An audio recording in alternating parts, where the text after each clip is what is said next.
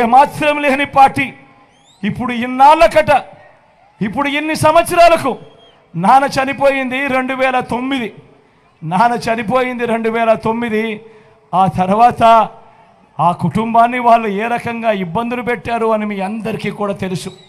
ఈరోజు ఇన్ని సంవత్సరాల తర్వాత ఈరోజు ఇప్పుడు నాన్న సమాధి దగ్గరికి వస్తారంట, ఇడుపులపాయకు వస్తారంట, నాన్న సమాధి దగ్గరికి వస్తారట, చూడడానికి వస్తారట, ఢిల్లీ నుంచి వస్తారట.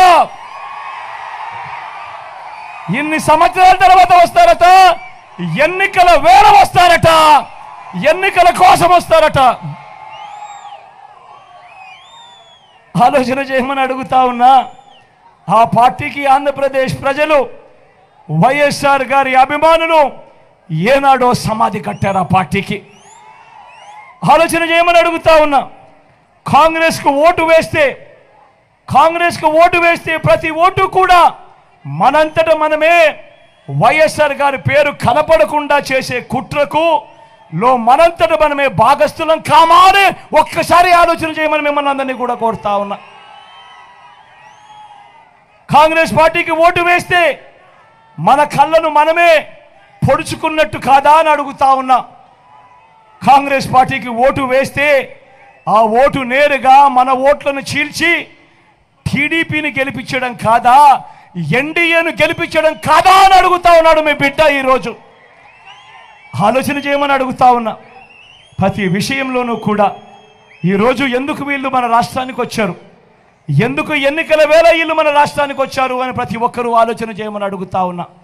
చంద్రబాబును గెలిపించడం కోసం ఏ రకంగా కుట్రలు జరుగుతూ ఉన్నాయి అన్నది ప్రతి ఒక్కరూ కూడా ఆలోచన చేయమని అడుగుతా ఉన్నా. చంద్రబాబును గెలిపించడం కోసం, మన ఓట్లను చీల్చడం కోసం ఈరోజు కాంగ్రెస్ పార్టీ ఆంధ్ర రాష్ట్రంలో రంగప్రవేశం చేసింది అని అంటే చంద్రబాబు రాజకీయాలు ఎలా ఉన్నాయని ఒక్కసారి గమనించమని అడుగుతా ఉన్నా.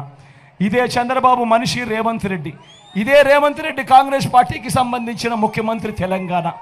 ఒకవైపున పట్టపగలు బీజేపీతో కాపురం చేస్తాడు, రాత్రిపూట కాంగ్రెస్తో కాపురం చేస్తాడు ఈ పెద్ద మనిషి చంద్రబాబు.